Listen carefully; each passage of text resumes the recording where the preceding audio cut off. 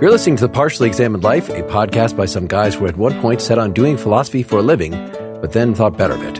Our question for episode 335 is something like, what are the basic building blocks for explaining the world? And we read the first two books of Aristotle's Metaphysics. For more information about the book and the podcast, please see partiallyexaminedlife.com. This is Mark Linsenmeyer, dancing around and landing some good philosophical points like non-athletes do in fights in Madison, Wisconsin. This is Seth Paskin, for my own sake, more honorable if less useful than others in Austin, Texas. This is Wes Alwan, being at work, being myself. This is Dylan Casey, searching for a place of leisure to obtain knowledge of first causes in Madison, Wisconsin. So I didn't put a year on this. Do we have any idea when this was written? A long time ago. 340 is going to be my guess. Yeah. Aristotle was born in 384. He wrote it in his late 30s, I think.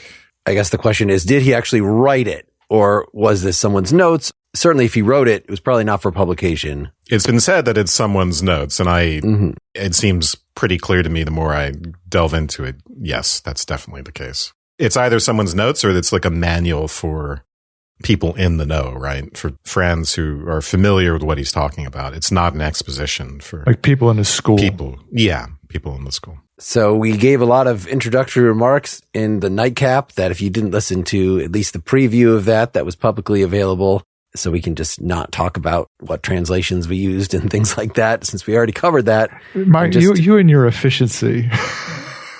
To get the maximum use out of this, the overall plan, I don't think we said, was to follow the St. John's College seminar setup. There would be 3 sessions, so 3 of our podcasts. The first one covering these 2 books, which are Capital Alpha and Little Alpha. So it's sort of actually book 1 and 1A. That's because book 1A is considered a insertion. And there's not much to it. There's not much to it. I mean, he basically gets at, I don't know, he doesn't actually prove the existence of God, but he's been talking the whole time about the 4 types of causation, which apparently he already said what they are in the physics: material cause, formal cause, efficient cause, final cause. So I'm sure we'll go over that ad nauseum. Which is why we should have read the physics first. We know what these 4 are, but here he is not just saying there are 4 ways you could explain something, but we want to get what are the fundamental explanations. Let's look at what every philosopher before me, all 6 of them, whatever, has said about, some people just say that, everything is fire. So that's only one type of cause. And he, wants to show that that's not sufficient. You need to give more information. You need all 4 of my causes. The sort of the conclusion to chapter 1 is, all these people talked about some of what I'm talking about, but they talked about it in a very murky way. So I'm right. Mark is directly quoting Aristotle from memory. You need to give more information. That's not right. I believe the word murky is in the Joe Sachs translation. I'm not joking. Yeah, I mean, this is part of what we're going to get in this reading. We're going to get an overview of some of what previous thinkers had to say that touches upon this topic of metaphysics, which is not a word he uses in the Metaphysics, and the title comes from some later assembler. Who was it who put the title on it? I forget. But anyway, it's metaphysics. Literally means after the physics, but he does call it first philosophy. I think it was John Meta. Wisdom. John Meta. And it's not like other types of sciences. And that's what we're going to start out with, talking about it. In a way, the whole first book begins with a discussion. What is it we're even trying to do here? And why do people even worry about this type of thing? Yep. That's exactly right. Why would you care? And he starts out from a very general proposition. It's kind of a weird, when you pick up Aristotle's Metaphysics, and the first sentence is all men by nature desire to know, which is, of course, very famous. But if you weren't aware of that, you'd think, well, why are we talking about a psychology of knowledge now? Why are we starting with we're not even starting with epistemology. We're starting with the psychology of knowing. How is that going to be related to metaphysics? Why is that his starting point? Why is that his way in? The whole first couple chapters are talking about different ways of knowing. I think it's a good question, Wes, about why he would start that way, but I think it's going to have say something about where he ends up in terms of the kind of beings human beings are. Mm-hmm. He wants to try to tell us what metaphysics is by thinking about what is it that ultimately someone considers a wise person to be. He does that in actually part 2 of this. So we're going to start from a psychology of the wise person, and in particular, what people in general think of that person. And from that, in a way, we can derive the characteristics of the thing that that person is doing, and that will tell us what this science of wisdom is, what this metaphysics is. So it's a really interesting approach. And it sounds very familiarly Platonic, that Plato is a little dismissive of the sort of knowledge that craftspeople, people with a techne, have. They know, even doctors, they kind of know, if I give you this thing, you'll probably die. If I give you this thing, it might help you if you have this thing wrong with you. They know correlations, but they don't necessarily know the theory. They know tradition that's been handed down, doctoring in his day. But a truly scientific doctoring that knows the real facts of physiology and could break it down into chemistry or something, this would be a deeper kind. So the more elevated you get, the more theoretical you get, the better kinds of knowledge you get, the more wise we think that person is. You're using loaded language there, Mark. Yeah, it turns on causes. When you say that doctoring is cookery, which is a version of what Plato would say, is you have experiential knowledge of your senses that tell you X results in Y, or X plus Y results in Z kind of thing. But if you understand the causes, you understand something deeper and more abstract and more true.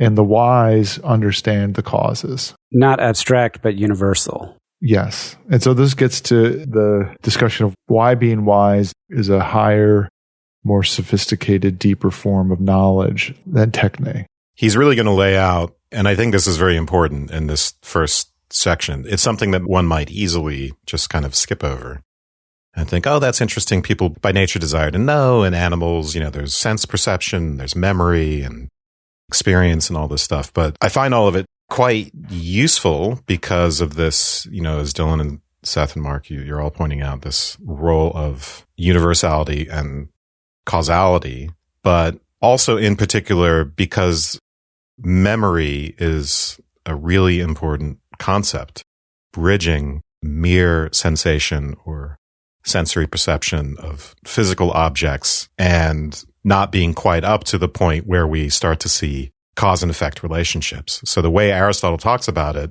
it sounds like memory is something like procedural learning, or, there's an induction element to it, right? So he says, and memory is what adds up to experiences.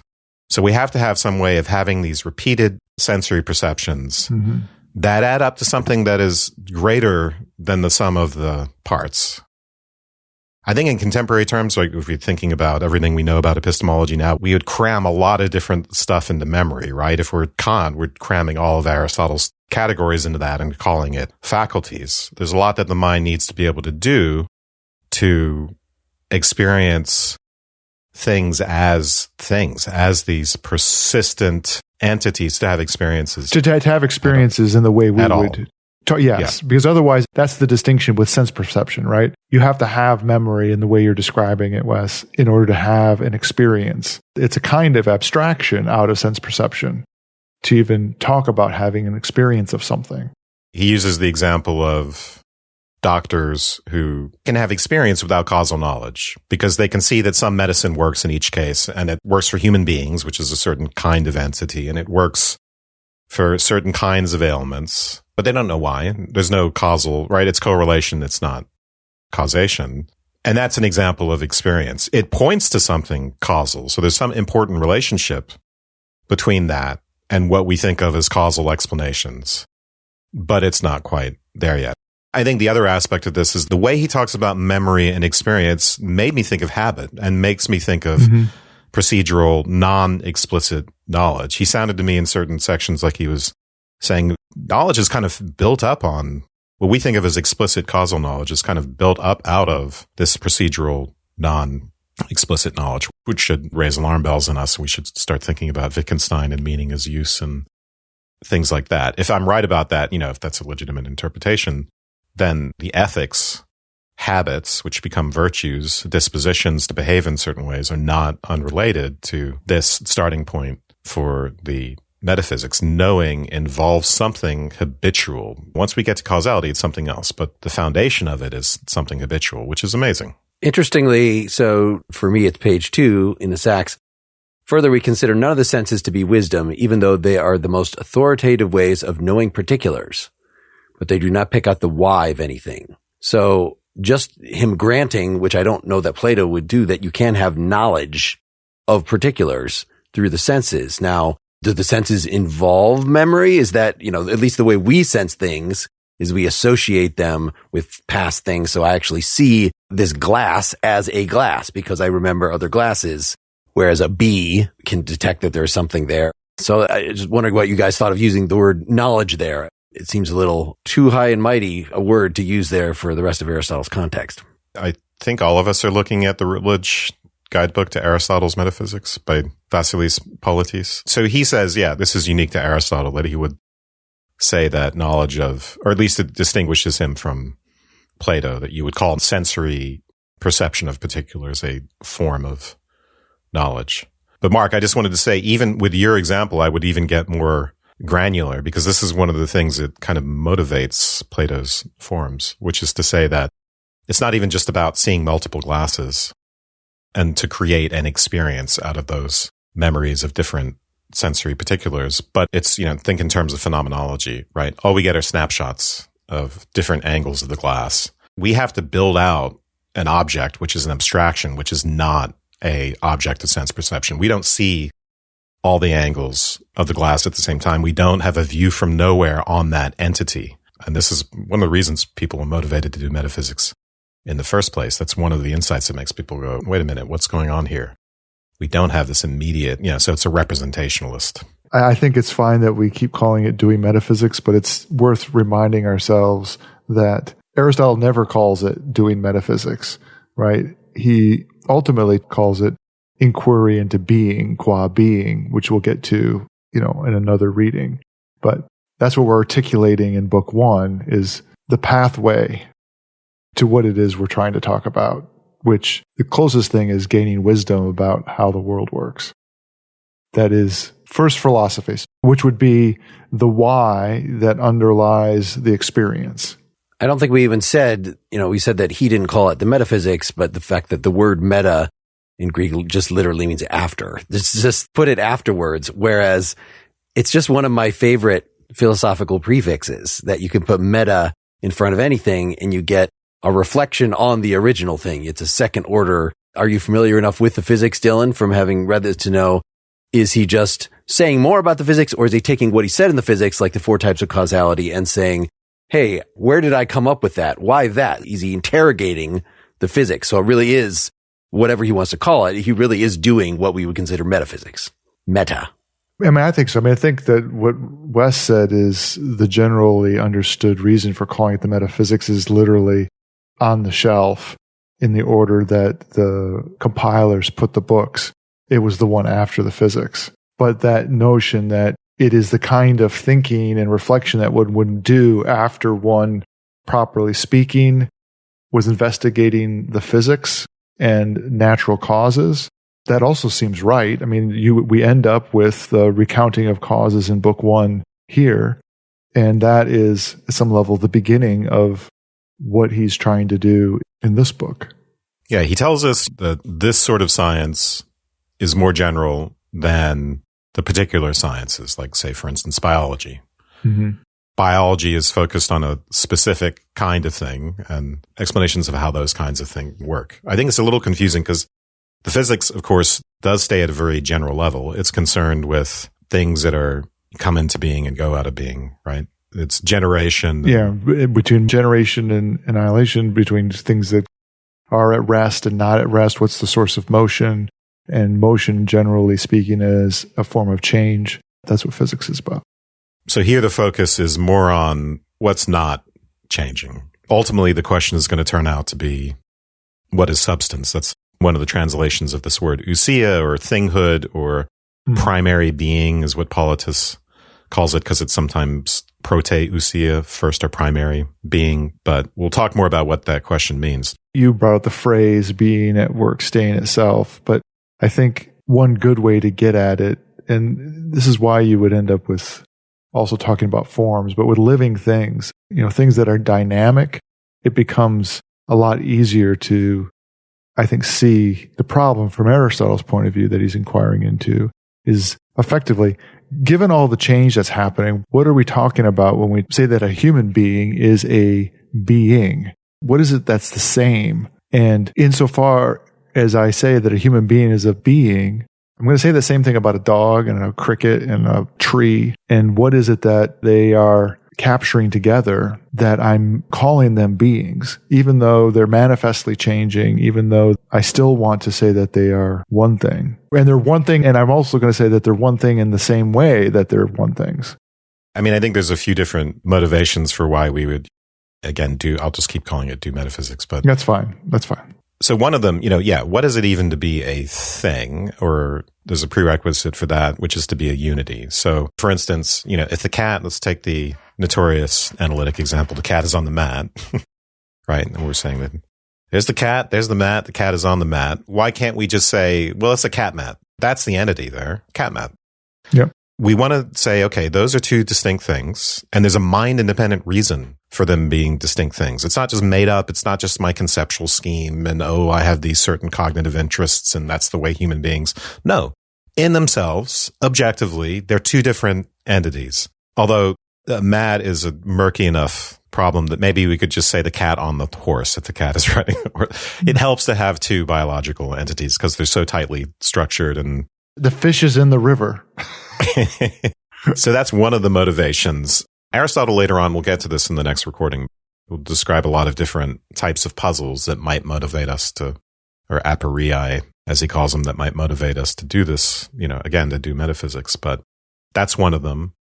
Another is the emergence problem or the failures of explanations that simply try to say, okay, here's a natural way to say why a thing is a thing. Let's just describe its parts. Let's just say it's made of earth, it's made of fire, it's made of water, or maybe all of them, But unfortunately, that doesn't explain the fact that the phenomena as we experience them are greater than their parts. It's like, okay, everything's earth. Well, that's weird because Dylan sure doesn't look like just earth, maybe at some micro, quantum mechanical level. If we're one of these ancient philosophers, he's earth. But then how does that add up to looking like Dylan? How does that add up to being Dylan? So there's a lot of these different types of puzzles that motivate this sort of thinking. Dylan is earth beset by love and strife. Love and strife made the Dylan.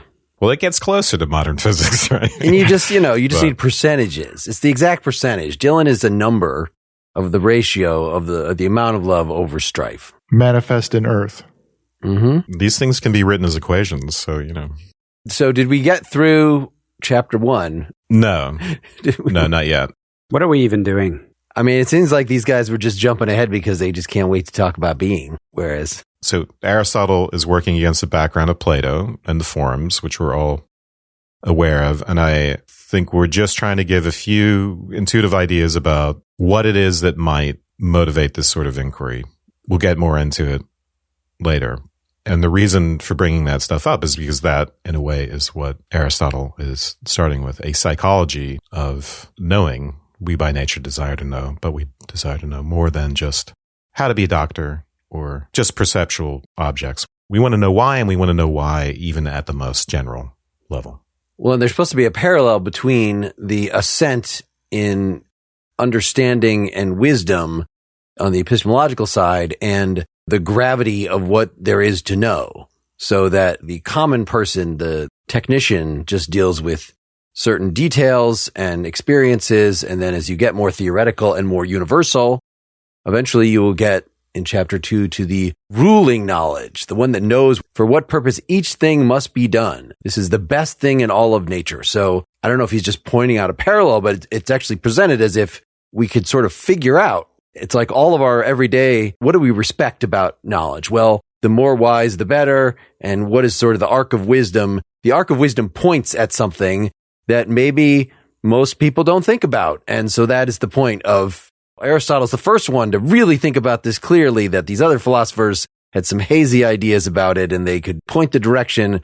But now we're going to, as long as we can feel that we shouldn't be investigating this because only the gods are so wonderful as to be able to look at this exalted science. No. It's okay. We can do it. With a view to finishing up the first section, one of the things he says is that you can be quite successful without knowing about causes.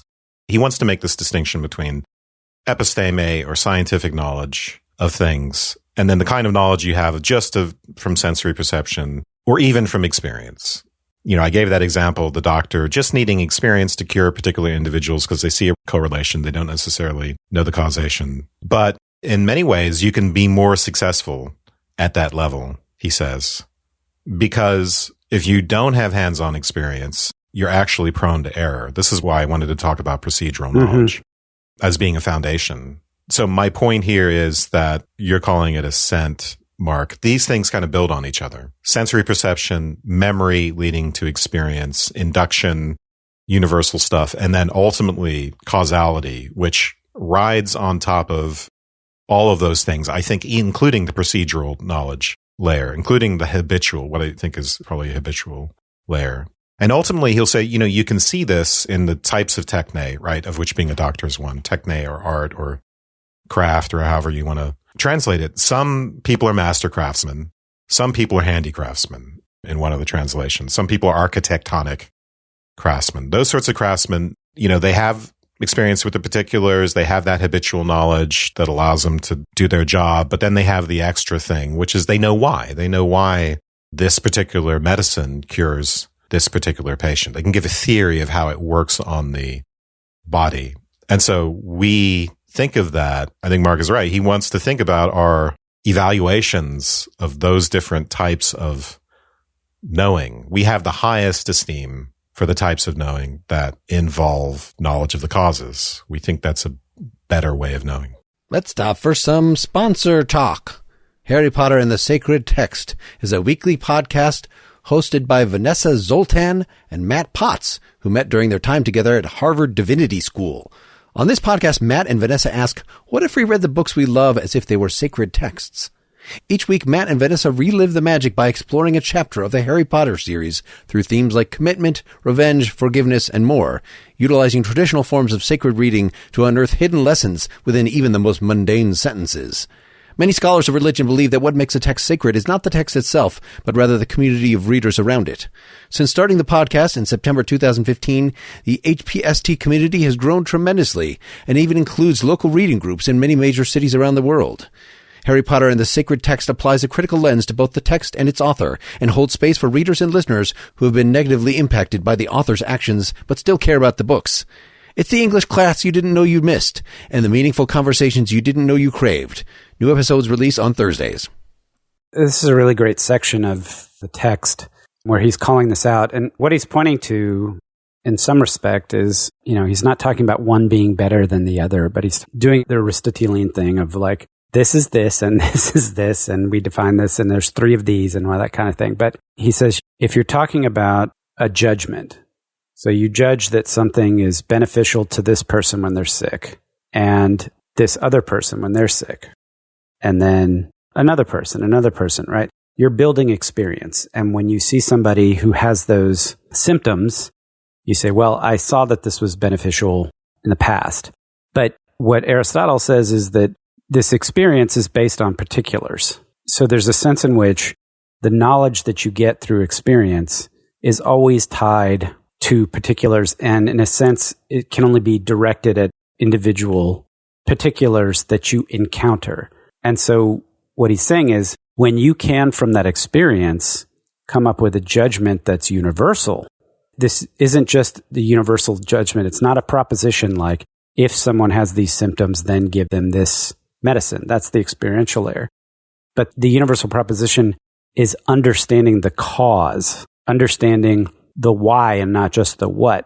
That's how you elevate your knowledge. And that's the role of, at least in the Sachs translation, what he calls art or reason on top of experience.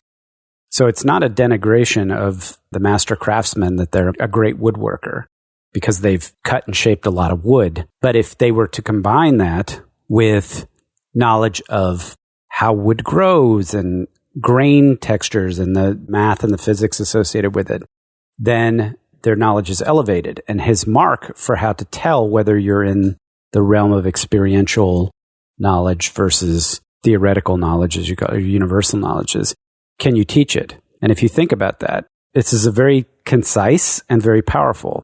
If I'm a master at my craft, but all I can do is demonstrate it to somebody who has to learn by watching me, then that's one level of expertise and knowledge. But if I can actually explain what I'm doing and transmit the principles, and that person can learn, I can teach them, they're still going to have to build up the techne, the handcraft, and the experience. And that's where he says, ultimately, the mark of how we tell whether somebody really has the kind of knowledge that we're interested in seeking is whether they can teach it or not. It's a really beautiful part of the text. And I think a nice improvement over, it's still snobby, but it's not as snobby as Plato. That Plato, his whole project is, I interviewed all these people. They're supposedly, experts in their fields, but they ultimately don't know what they're talking about. They don't know because, interpreting this according to the Aristotle's framework here is they don't have the higher sort of knowledge, the why of it. And so that in some way, I think for Plato invalidates, at least they're not wise. So Aristotle says, yeah, wisdom is knowing the why, but he's not denigrating the practical in quite the same way, I think. Maybe it's just a matter of tone. I don't know. Since we're already mentioning causes and principles, I just want to say that these are translated differently by different people. So the word for cause is aitia, which is also often translated just as explanation, and often makes more sense if you think of it as explanation. So it's ambiguous between those two things. And then principle is arche, but also you can think of it as a beginning or source. And that different translations we're using will translate those things differently. I think it's instructive to note that the path that Seth described in this first section where he ends up with wisdom is a knowledge concerned with certain sources and causes. He's still describing a kind of progressive level of sophistication of experience. It's rooted in experience, deeply rooted in experience there, but you talked about would a master craftsman who factors in all kinds of other things that they know and are layering into the choices that they're making and the way in which they're executing their craft. And I agree, it's that kind of thing that's turning from mere procedural experience into wisdom, and that wisdom is rooted in knowledge of sources and causes. But it's still that at this point, right? It's still the motivation of what we understand as being the most fundamental things to know. We're still on the path towards understanding, well, what would first philosophy be? If we were to know the first things about the world, the first causes, what would they be? And this is still on that path. It's still rooted in experience here. This is wisdom that is a sophisticated form of experience. Just to make clear, the word for that is Sophia, as in philosophy, and he's using that synonymously with first philosophy, which is to say metaphysics. Mm-hmm. And it's the highest of the sciences, right? So it's one form of episteme. And I do think he ranks these, right? He ends this section by saying, the man of experience is thought to be wiser than the possessors of any sense perception, the artist wiser than the man of experience, the master worker, then so on and so forth, and the theoretical kinds of knowledge to be more of the nature of wisdom than the productive. So theoretical as in biology, but clearly then wisdom is knowledge about certain principles and causes. So wisdom would be the highest, but also what he wants to say is when we're doing metaphysics, sorry to keep saying that, we're not doing techne, we're not doing any of these other things. We are doing a theoretical science. He's trying to argue for that. He's not just taking it for granted that first philosophy isn't techne. What he's pointing to is that because we kind of rank these things and we think that something is more properly called knowledge when it deals with explanations, when it deals with causes and principles, then that's probably the route we're on if we're thinking about metaphysics. And so what that will mean is metaphysics is going to deal with the most fundamental causes and principles. So he'll say, what is called wisdom? All men suppose what is called wisdom to deal with the first causes and the principles of things. So not just the intermediate sort of causes that we get in biology and other forms of science, but the very first, most fundamental layer, explanations, causes, principles. And he's going to really make that clear in the next section. Shall we move to the next section? So this is where he's going to say, we're going to characterize theoretical wisdom, which is another way of, again, talking about metaphysics, by thinking about what's the wise man like? Maybe that'll tell us something about what metaphysics is. And there's 5 opinions we have. He does this all the time too, right? And Plato would as well. What do we think is true? What's conventional opinion about certain things? He wants to look at previous thinkers. He's always incorporating the history of philosophy, but also he just wants to think, what do people in general think? Yeah, what does the common person think about this? Let's start from that. In the same way you would start from perceptual particulars, you can't simply ignore those. That is a kind of knowledge. He's kind of a little bit of an ordinary language philosopher.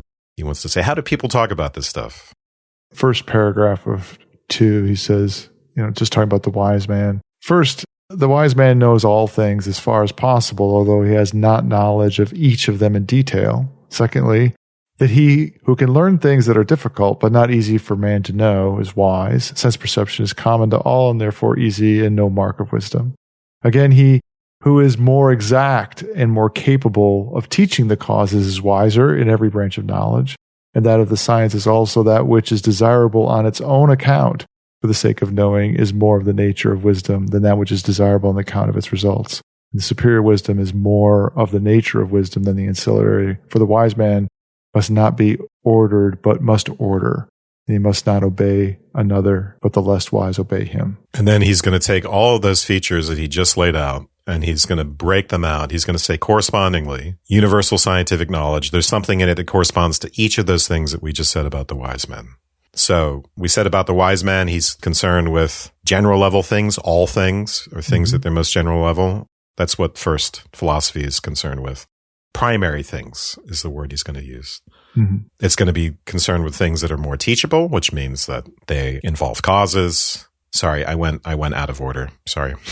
Anyway, universal scientific knowledge, it's concerned with universals because they're the most difficult to know, and that's what the wise man is concerned with.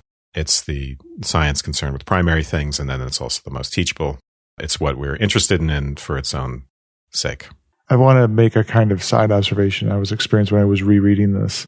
There's a kind of pejorative version of Aristotle and, this way of thinking about causes that gets brought up. And someone like Descartes would really hammer down on this, kind of scholastic version of Aristotle where you end up having this sequence of causes that gets you to something that seems plainly absurd, but you have this string of causal thinking. And I get reminded when I read Aristotle that, we started from the particulars here at the beginning. And I think here or in other works, it's worth noting that it would never be Aristotelian to have that discussion of causes that doesn't ultimately also allow you to understand things about particulars.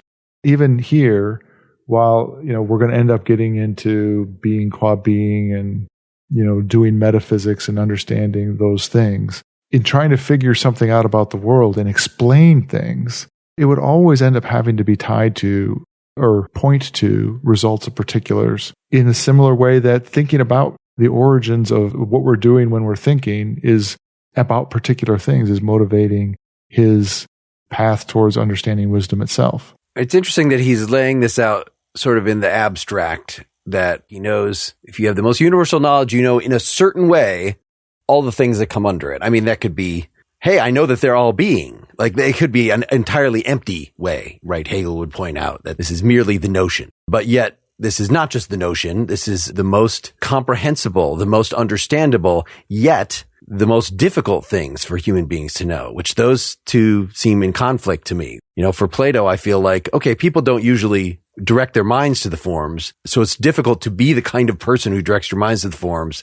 But once you do, oh yeah, they just come sailing in. And so, for the person who is in the zone, who is the wisest of the wise, then they will know this general knowledge with the greatest precision, even though you peons don't even know what I'm talking about.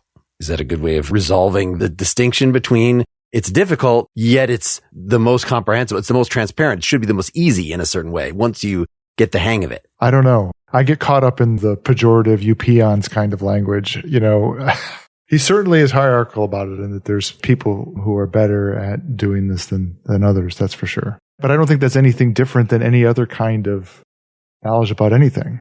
We would have hierarchies about skills as well as knowledge. Well, he says they're the most difficult because they're the farthest from the senses. So if most people are driven by the senses, driven by desire, are the bronze people or whatever, then yeah, of course they're going to have a hard time with it. make a distinction here between the subject and the method, right? So senses are common to all people. Reason theoretically is, but reason needs to be trained, it needs to be habituated to look for these things. So the universal truths themselves, it's not that, as he's going to say later on, if you're looking at something, it's not a simple unity, it's a plurality. And you have to start parsing out and individuating aspects, attributes of it, and then causes and whatever, that takes work, right? And if methodologically you have the skill to do it, when you can start to identify the single causes or the whys of individual things, you'll have disambiguated the plurality and be focusing on the one thing. And it theoretically, from a knowledge perspective, it should be easier than trying to make sense of experiences of the senses and so forth. But as a subject matter, it should not be more complicated. But methodologically, to get there, it is. And in that sense, I don't think it's any less elitist than Plato, I guess, in that respect. I think it might be helpful to take a contemporary example, even though we have to also give a spoiler alert, because I'm going to foreshadow some of the answers to these questions. But take water, right? Everyone who has the exquisite senses can have the sensory perceptions of the macro level phenomenal properties of water, clearness under certain conditions, and so on and so forth. And that's the easiest, and everyone has it. But in a way, it's murky because we don't understand the causes. We don't know what the essence is, right? This is going to become very important as we move on. What we need to know, the cause, the explanation of something, is to know its essence, which in the case of water turns out to be H2O. Now, Seth, as you're pointing out, that takes a lot of work, a lot of scientific investigation to start out from that kind of knowing something vaguely with the easy part to knowing it, essentially knowing this causal, dynamic, micro-level system that through its dynamism produces these macro-level properties. But there's a clarity. Once you know that the essence is H2O, even though it's hard, science is hard, you're in the high school lab with all the little molecule things, and it's not fun necessarily. I guess some people find it fun. But when you know it, it's clearer. I think maybe that's a way of getting at the paradox that Mark is pointing to. So that's a particular science, right? Physics. But you could kind of scale that up to metaphysics, which is to say, yeah, the phenomenal world of the world of change and flux is easy to know in that limited way. Metaphysics is the hardest of all things, but when we do get some clarity on it. I mean, one of the reasons it's easier to understand, it's simpler, is because it is a model, and it's a simplified model, so that, yes, you know H2O, and then maybe you can predict how it's going to chemically interact with other things. You can do some fluid dynamics. But unless you know, like you're talking about it being clearer, the water itself is probably not clear. It's like we never see real triangles. Yeah, you always see water with stuff dissolved. Right. We'd have to do the titration or whatever it is where you steam it up. You guys need a Brita filter, I think. I've had some clear glasses of water. That's a good point. Aristotle's sort of known by contrast to Plato as more scientific, more empiricist, but to me, he always sort of splits down the middle, that if you're really going to insist that the general knowledge, this abstract knowledge, is superior, then it can't just be like that it's a model that might be a poor model and not actually explain this particular waterfall or whatever very well, because there's more things going on with the waterfall than your very simple model of, well, this is what water would be. Think about when people have these economic theories that just cannot actually account for the data, but you might say, oh, well, I don't understand all that messy data out in the world, all that messy stuff, but my theory is so pure and simple and so easy to understand. Well, that's because it's a theory. I think this question of what is it that you know about the phenomena, like, so say, what is it you know about water? And Wes gave the account about, well, it's H2O, and you're making the point, well, water in the world is never H2O, which is true. Or when you're saying, well, there's the river of water, right? You're picking out something that is the dominant feature of it, which is that it's mostly water. But you very quickly end up saying, well, it's got plenty of other stuff in it, right? Even if I ignore the fish, there's all the other particles and all the other stuff dissolved in it. But the way it's behaving in the world is as if it were pure water. So you're making that extrapolation. Same thing with your waterfall example, right? If somebody says, well, you say, well, I know everything there is to know about water and gravity. And you say, okay, well, great. Then why am I getting wet when I'm standing over here? That's going to be a very complicated problem of fluid dynamics and how the water is going over the waterfall and hitting these rocks and this and that. Or maybe I'm not getting wet at this place. And that's not going to be from that simple explanation. It's going to be much more complicated. And maybe it doesn't come out in the metaphysics. Maybe it comes out in other things. I guess my experience with it has been that even when you come across things that are like, well, your conclusion is just dumb because it's just clearly not the right conclusion, it's still rooted in those conclusions or trying to extrapolate observations. And often they end up being wrong. But the goal of understanding that cause, and I don't know about the model thinking. I don't know that way of talking about that we use now, that we're making simplifications that are extrapolating out from the phenomena. And we always have to understand it as an approximation. I don't know if that's part of Aristotle.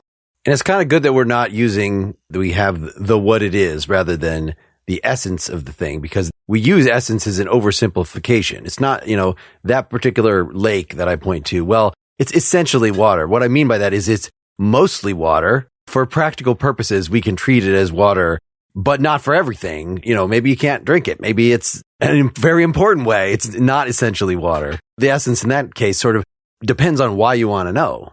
It's in the metaphysics, those distinctions he's not worrying about, right? We're in this part where he's motivating us getting to that first philosophy bit. And I guess I got to sort of down this road, insisting that in some ways we get back to the particulars, but maybe I'm just wrong about that. I think for the purposes of this, you guys have me thinking a little bit more about the psychology of this, which is, what is it that is so satisfying and makes us feel like we've explained something to give these causal explanations, to point out, okay, X causes Y, therefore I've explained Y. I don't want to delve into that. I don't know there's an answer to that. It's a very difficult question. But he does say something towards the end of this section that also made me think of that, which is that with science, we feel like we end up in a better condition than we started. This is, again, another little psychological remark. So this is the end of section 2? Yeah. So he'll say at 983A17 or so, but we must end in the contrary, and according to the proverb, the better state, as is the case in these instances too when men learn the cause. For there is nothing which would surprise a geometer so much as if the diagonal turned out to be commensurable. Maybe read a little bit at the beginning of that paragraph. Yet the acquisition of it, knowledge, must in a sense end in something which is the opposite of our original inquiries.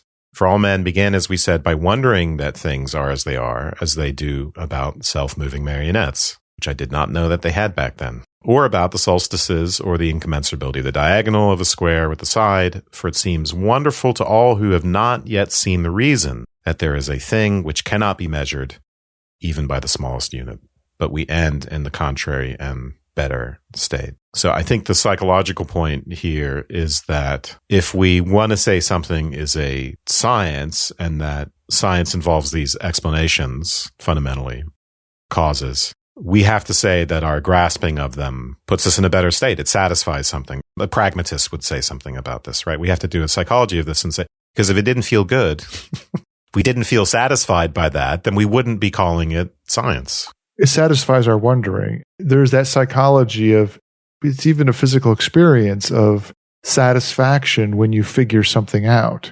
Well, what do you mean by that? That's what he's talking about there. Right. And that's what you're pointing to, Wes, is that there's a conclusion that says, oh, I got it. Right. When I say it all makes sense, that's what the psychology is we're talking about. We think back on our philosophy of science episodes where we say, okay, and so now there's predictive value to this, right? We have a model for water, for instance, H2O, and we can do things with this. But he'll say here also, just above, he'll say, we're not looking for productive science. We're not looking for a techne. It's not simply about doing things. Its philosophy is sourced in wonder. It's sourced in the sense of ignorance and this desire to know. And that really is not about utility. And then he goes into this little excursion. And that's why it started when people had free time, right? That's, the more leisure people had, then the more they would do this type of thing. And that's why part of why it's thought of as more estimable and all that. Yeah, the more slaves they had. Yeah, I skipped right past that.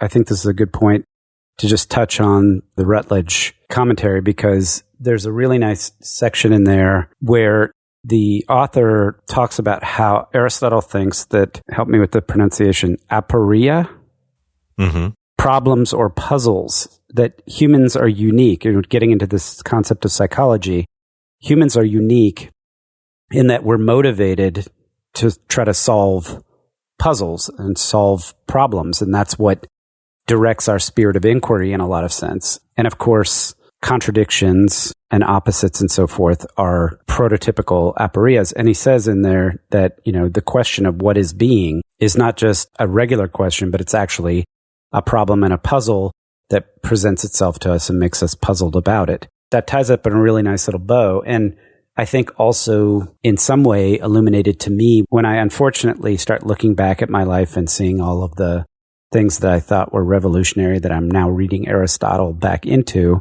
like Heidegger, for example. The question concerning being that's in Being and Time is ultimately Aristotle's question as well. He's going to answer it differently. But being is a great mystery. What is it for something to be? What is being apart from all individual beings? That is the puzzle par excellence next to like mind body, right? Those are the kind of the two big ones. Wrapping up this section, there's one more thing he emphasizes, which is that we want to make sure when we're talking about explanations and causes, we talk about the good. We talk about the that for sake of which. He makes a special point of mentioning that, and it's going to come up again and again. We can't ignore functional explanations if we're going to be doing this science. Yes, that seems a good, we'll start part 2 with the 4 causes, that being one of them. At least that's what I've got in my notes. You were making me think of how crass Neo is in the Matrix, that he's gained the superior knowledge of the underlying source code, and he uses it for practical benefit to bend the spoon and kick really fast. And really, he should just contemplate, be the guru. That use for purely understanding means would be the more dignified way that movie could have gone down. A little less action, perhaps. My Dinner with Neo. We don't have my dinner. Keanu Reeves as the philosopher. That would be riveting. Yeah. I want to come back to this question about, as we go along, about whether or not the philosopher ought to be practical either, because I think it's a worthwhile question. I'll just say, if you can't wait until the next episode to find out what Dylan's talking about, go listen to our Pirsig Zen and the Art of Motorcycle Maintenance episode. All right. Thanks for listening to part 1. Come back next week for part 2, or become a Partially Examined Life citizen supporter at partiallyexaminedlife.com/support. There are a couple different ways that you could get it right now. See you in a bit.